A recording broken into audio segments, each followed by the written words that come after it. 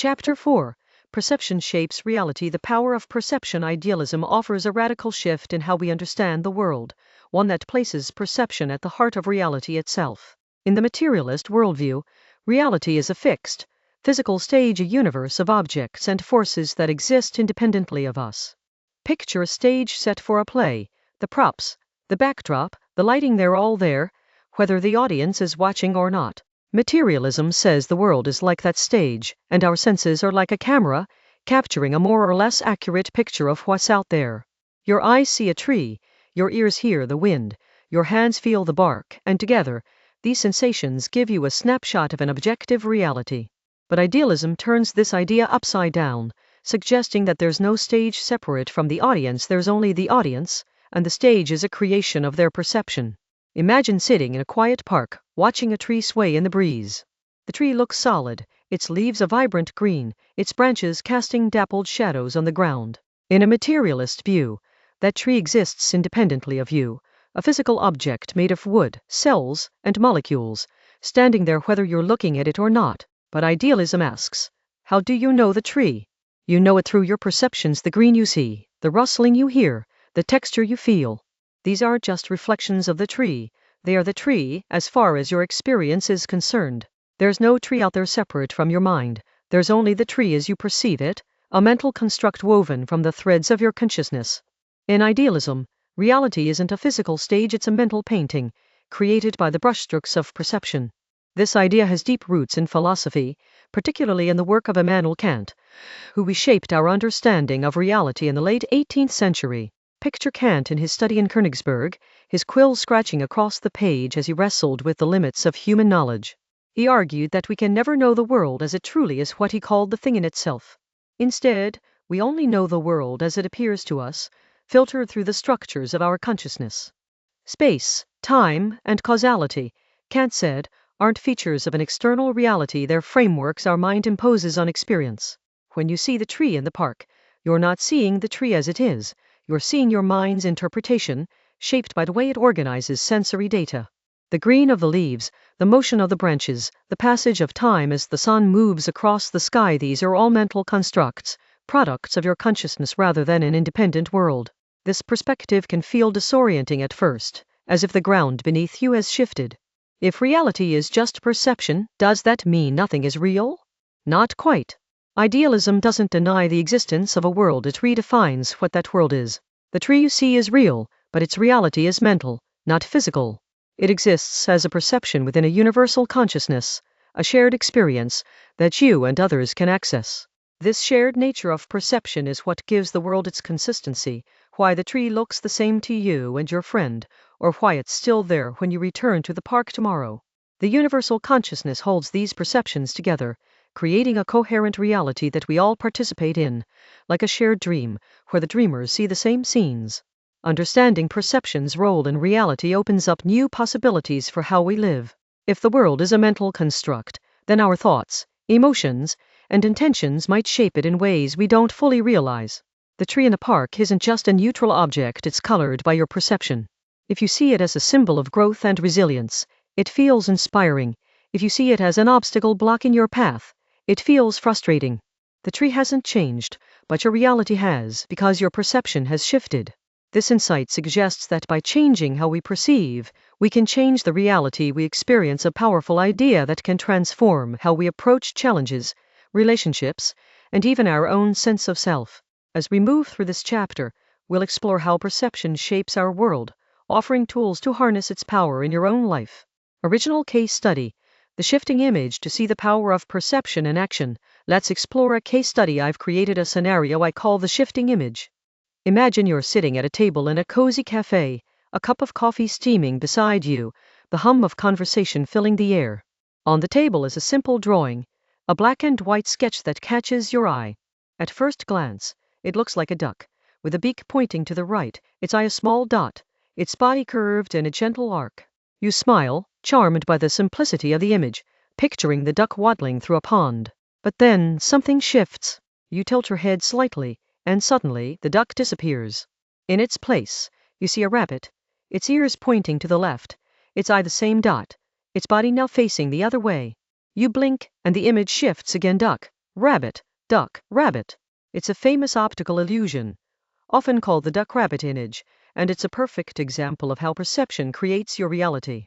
The drawing itself doesn't change, the lines on the paper stay the same, the ink doesn't move, but your experience of it shifts dramatically depending on how you look. One moment, you're seeing a duck, picturing its quack, its feathers, its life on the water.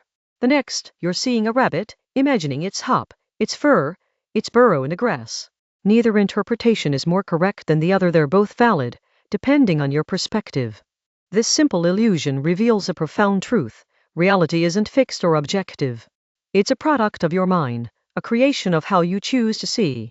The duck and the rabbit aren't out there in the drawing, they're in your consciousness, shaped by the way you perceive the lines and curves. Now, let's apply this insight to the world around you. Think about the people in your life, the situations you face, the objects you interact with. They're all like the duck-rabbit image. They exist as perceptions in your consciousness, and how you perceive them shapes your experience. Imagine a coworker you find challenging. When you see them as stubborn and difficult, your interactions feel tense, frustrating, like a battle you can't win. But what if you shift your perspective? What if you see them as someone who's struggling, who's trying their best, who might need your understanding? The person hasn't changed, but your reality has. The tension eases, the frustration softens, and your interactions become more compassionate, more collaborative. This shift doesn't change the external world, but it changes your experience of it, because your perception has changed. Let's take this further with a personal reflection. I remember a time when I was walking through a park, feeling overwhelmed by a problem at work. My mind was racing, my chest tight with stress, and the world around me seemed gray, heavy, oppressive. I sat on a bench, staring at a tree, and at first, all I could see was its gnarled branches, its rough bark, a symbol of the obstacles I couldn't overcome. But then I took a deep breath and decided to shift my focus. I looked at the tree again, this time noticing the way its leaves caught the sunlight, the way it stood tall despite years of storms. Suddenly, the tree became a symbol of resilience, of growth, of quiet strength. My problem didn't disappear, but my experience of it changed. I felt calmer, more capable, more hopeful. The tree hadn't changed, but my reality had, because my perception had shifted. This case study shows us that reality is fluid, not fixed, a principle at the heart of idealism. There's no objective world out there to dictate what's real, there's only the world as you experience it, shaped by your mind. This doesn't mean you can make things disappear by closing your eyes, but it does mean you have more power over your reality than you might think. By changing how you perceive, whether it's a drawing, a person, or a challenge, you can change the world you live in.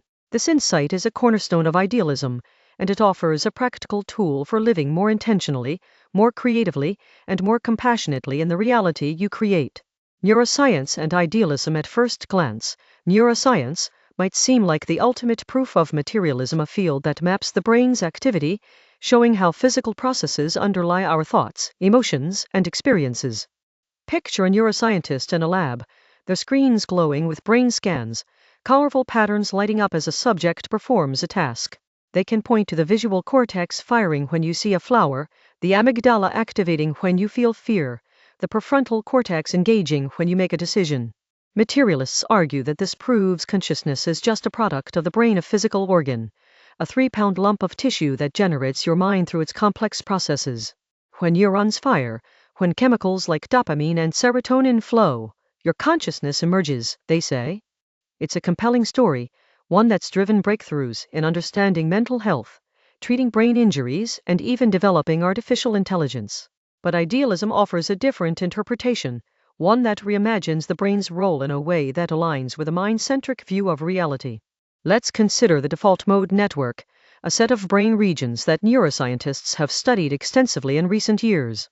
Imagine a research lab, the hum of an MRI machine in the background, as scientists observe a subject's brain while they daydream. The default mode network lights up, a constellation of areas including the medial prefrontal cortex and the posterior cingulate cortex, active when you're not focused on a task, when you're reflecting, imagining, or thinking about yourself. Studies show that this network is linked to your sense of self, the feeling of being you. Materialists might argue that this network generates your consciousness, that it's the physical source of your identity. But idealism suggests a different role. The brain doesn't create consciousness, it filters it, like a radio receiving a signal from a broader source. In idealism, consciousness is fundamental, the foundation of reality itself, not a product of the brain. The universal consciousness, think of it as the ocean we explored in Chapter 2, is always there, a vast, infinite mind that underlies all existence. Your individual consciousness, the wave on that ocean, is a localized expression of this universal mind, and the brain acts as a filter, shaping how you experience it. The default mode network, in this view, isn't creating your sense of self, it's focusing the universal consciousness into your individual experience, giving it the shape of you. When the network is active, you feel like a separate self, with your own thoughts, memories, and identity. But when it's disrupted, say, during deep meditation, a psychedelic experience, or even a near-death experience, that sense of self can dissolve, and you might feel a profound unity, as if you're merging with the universal mind. Near-death experiences offer a striking example of this idea. Picture a hospital room, the beep of a heart monitor slowing, then stopping as a patient's brain activity flatlines. In that moment, materialists would expect consciousness to cease. After all, if the brain produces the mind, then a dead brain should mean no mind. But many people report vivid experiences during these moments, a sense of peace, a bright light, a feeling of being outside their body, even visions of loved ones or a cosmic presence. These experiences are often more vivid, more real, than everyday life, despite the absence of brain activity. Materialism struggles to explain this. How can consciousness persist when the brain is offline? Idealism, however, has an answer. Consciousness isn't produced by the brain. It's fundamental, existing beyond the physical. The brain might be a filter, but when that filter shuts down, consciousness doesn't disappear, it simply changes form, accessing the universal mind in a new way. This perspective doesn't dismiss neuroscience, it reinterprets it through the lens of idealism. The brain's role isn't to create consciousness, but to shape how we experience it. Damage the brain and the filter changes, altering your perception of reality. Your emotions might shift, your memories might fade, your sense of self might fragment. But consciousness itself remains, as fundamental as ever, a universal presence that the brain tunes into. This view bridges science and philosophy, showing how idealism can make sense of the brain's mysteries in a way materialism can't. It also offers a new way to think about our own experiences, suggesting that our minds are more than the sum of our neurons. They're part of a greater consciousness, a cosmic mind that we can access in moments of stillness, wonder, or transformation. Original thought experiment.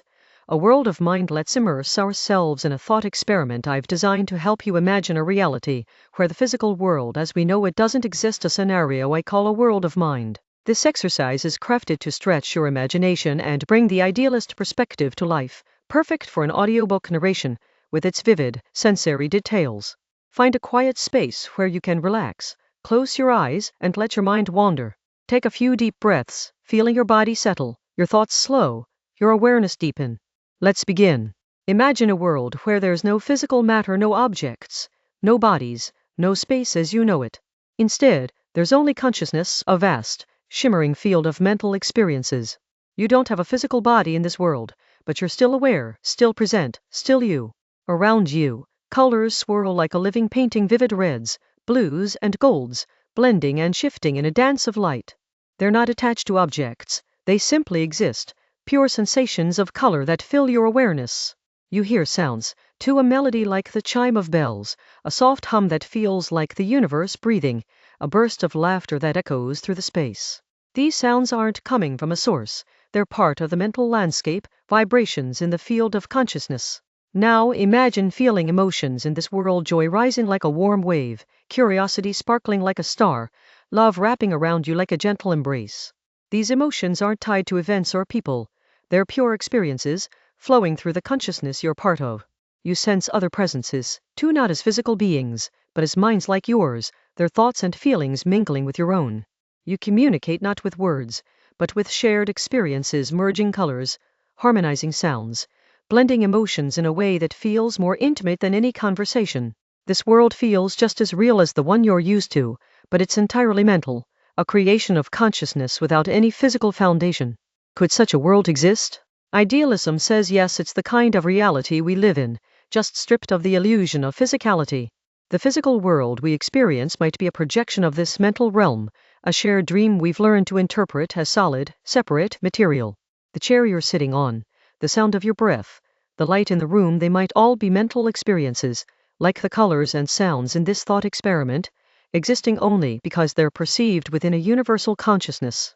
This idea challenges everything we've been taught, but it also feels strangely familiar, as if it's touching a truth we've always known.